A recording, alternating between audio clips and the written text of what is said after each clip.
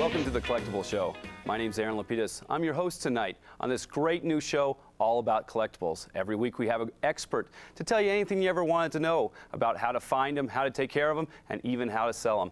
We're very lucky tonight to have Sandee Weeks from Fascination St Gallery here to tell us everything we wanted to know about animation cells. Sandee, welcome. Thank you, Aaron. You know, a lot of cells come with a lot of special moments. Why don't we talk about a few other different studios? Tell me a little bit about these characters in the studio. Well, this happens to be from Walter Lantz, and Walter Lantz created Woody Woodpecker. And this was a good example of what we call a limited edition cericel.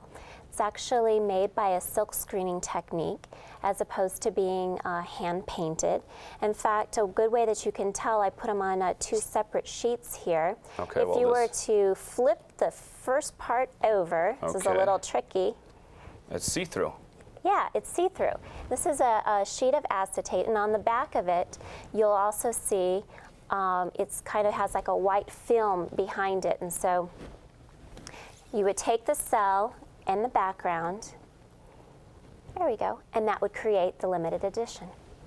Well, and it looks like he signed it. And yes, he did, and he did sign it in his lifetime, and which was very wonderful because unfortunately he has passed away.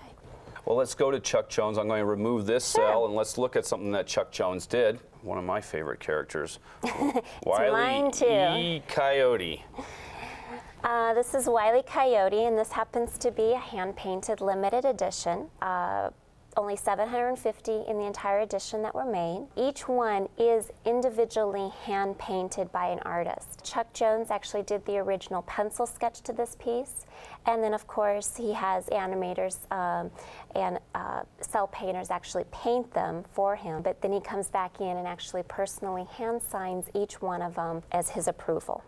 I noticed on the back of this is a certificate of authenticity. Correct. It seems like these days that is a very important thing, and I'm going to turn this on around and show you what a good certificate of authenticity looks like. Should all animation cells, production and limited editions have something like this? Absolutely. All animation cells should come with a certificate of authenticity or some type of seal that it is authentic from the gallery or from the actual studio that it came from.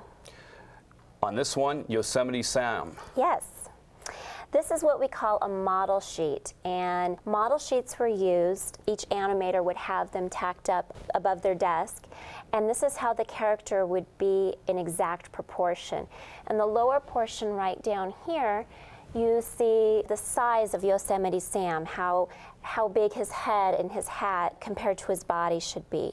And that's why all of the cartoons are pretty consistent as far as character design.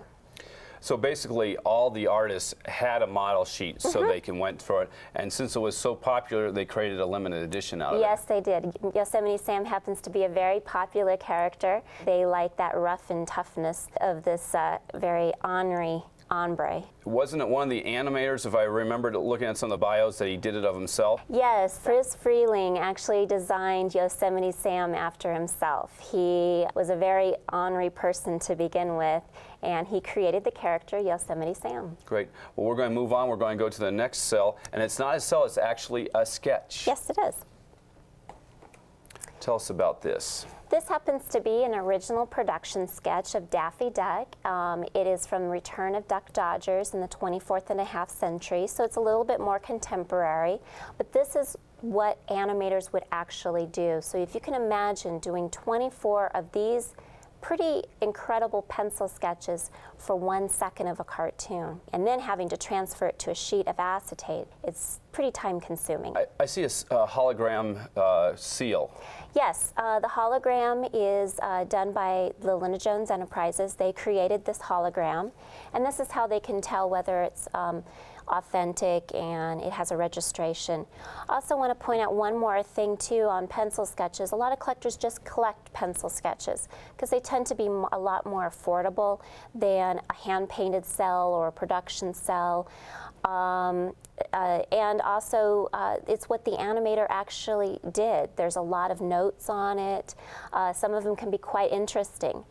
You'll also see some different color pencils, whether it's red or blue, and that also creates more value into the production sketch itself. Sandee, I'd like to thank you very much for coming from Fascination Street Gallery to be on my show today.